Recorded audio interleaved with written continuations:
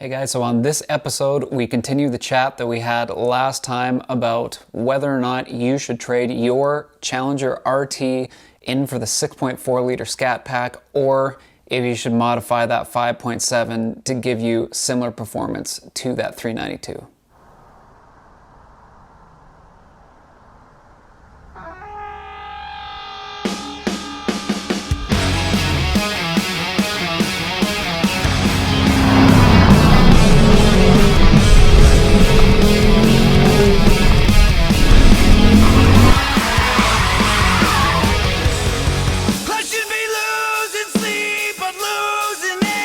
How's it going, guys? So originally this was all going to be part of my last should you trade your 5.7 in for Scat Pack video, but it was already getting super long. We were already tracking over 20 minutes.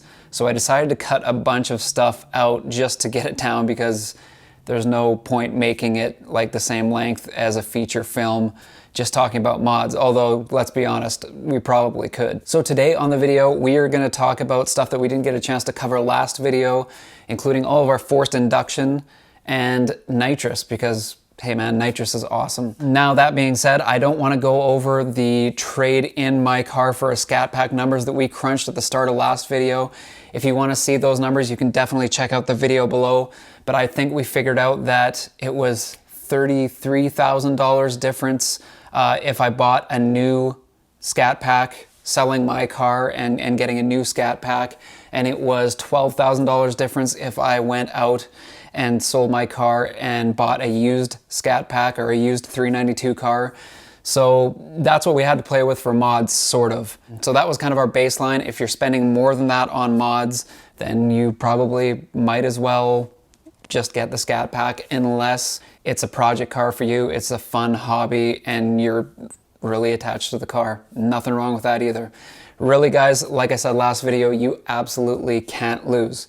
Either you get an amazing performing 5.7 Challenger that's running really good ETs in the quarter mile, or you go out and get a Scat Pack that's an amazing performing car and you get great ETs in the quarter mile. You really can't lose, honestly.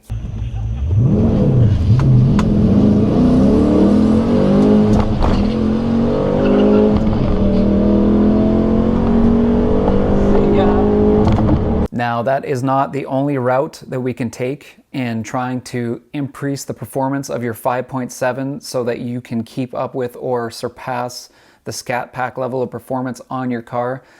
The other route that you can take is obviously the supercharger route. Now I will preface this by saying that the tune is vitally important with a supercharger. It is literally going to be the thing that makes your car run reliably for years and years to come, or crash and burn because your tune was off. Your tune is super important, not only with the cam, but especially so with that supercharger.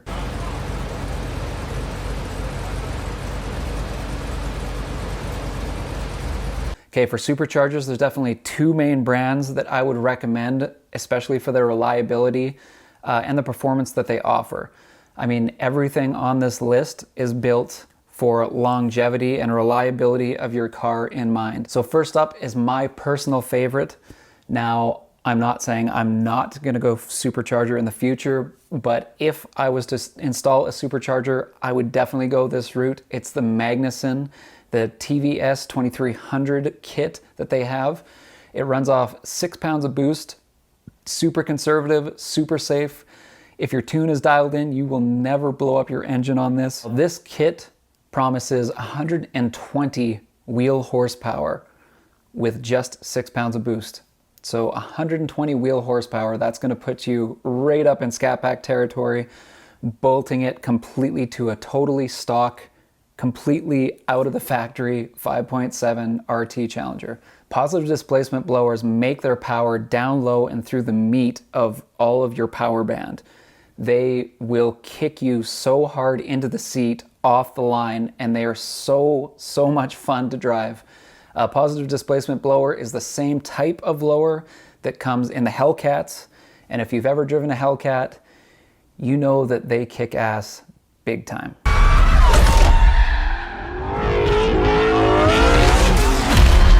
The other cool thing is Magnuson are so confident in their product that they actually offer a 3-year, 3,600 mile warranty on your drivetrain.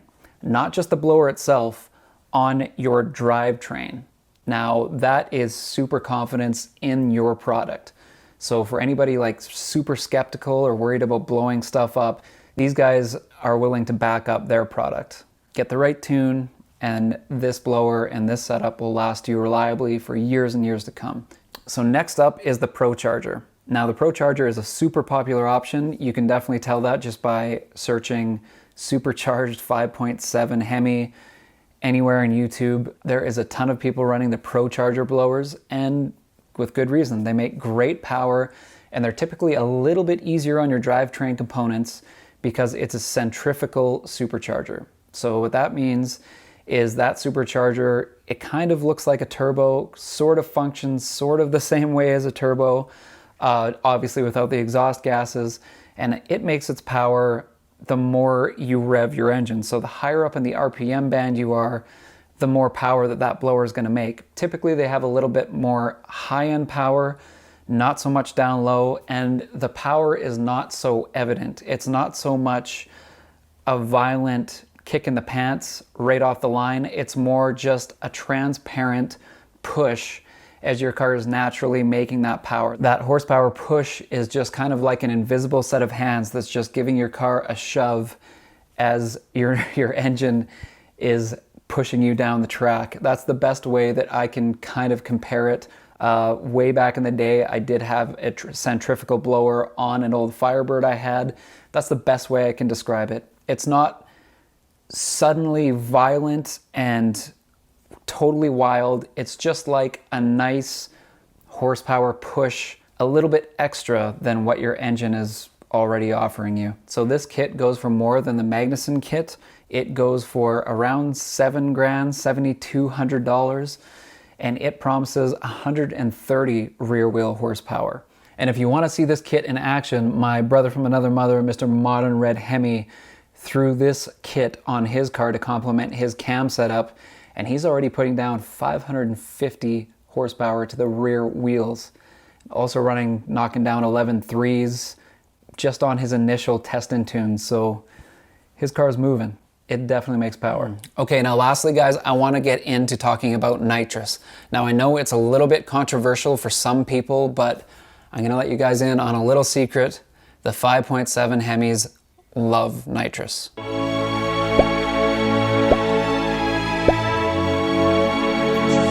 Now I've run nitrous in one of my older Firebirds, and I've got to say it was an absolute blast.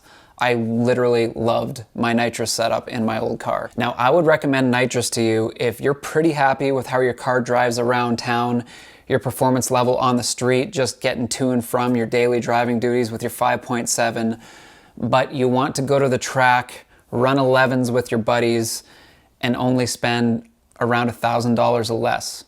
If you answered yes to all those questions, then nitrous is for you. Now also, like superchargers, with nitrous you're going to want to tune and you're going to want to get it dialed in really well. Nitrous in itself isn't inherently dangerous. The big thing is just making sure that your car doesn't run lean when you're spraying.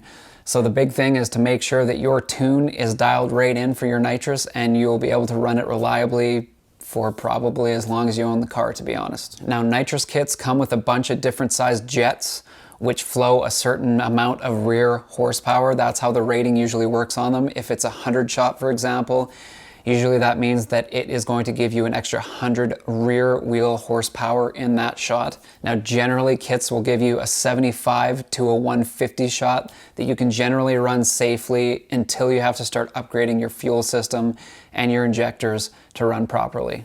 Now my old kit was an NOS system.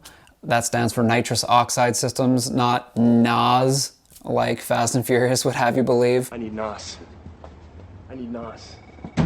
No. So I'm just going to compare their kits because they're what I've used, and arguably I would say they're kind of the biggest known name in the industry. They're owned by Holley. They're kind of the industry standard when it comes to nitrous. Not saying that Zex or Nitrous Express don't have really good kits too, or that they're not as reliable. They both offer great kits. But just for this comparison, I'm going to just compare a couple kits that I would probably run on my car if I was putting nitrous on my 5.7. Now, when it comes to kits, Nitrous Oxide Systems has a very basic sniper kit that you can get. Everything that you need to run a 75 up to a 150 shot, and it's on for $500. 500 bucks, guys. That's it. It installs in about an afternoon's worth of work, and as long as you got your tune dialed in, that's 150 rear wheel horsepower that you could be putting to your car right off the hop.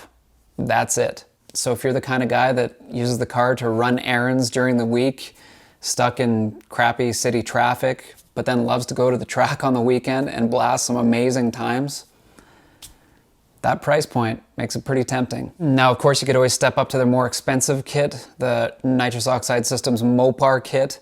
Now that comes also with a 75 to 150 jets in it, but it comes with some extra bells and whistles, including a 2-stage nitrous controller, so you can really dial in how your nitrous kicks in as your run progresses. Now, if you look at their dyno charts when running a 150 shot with these kits, it's pretty impressive, man. I mean, you're gonna be running 522 wheel horsepower at the push of a button. Super cool, amazing performance.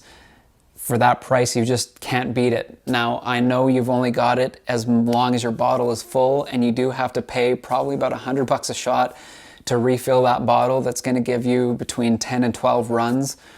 But still, that performance is excellent. And if you're the kind of guy that only really uses that kind of performance when you go to the track every now and then, and otherwise you really like the fuel mileage and everything else that comes along with your 5.7, it's a hell of an option. Now, if I was gonna describe what nitrous feels like, it feels really similar to a centrifugal supercharger, kind of like a ProCharger, and that it doesn't engage until 3000. In case you don't know, it's not really safe to engage nitrous at a low RPM. That's why usually your kit has a window switch that will only let you turn it on once you hit to about 3000 RPM.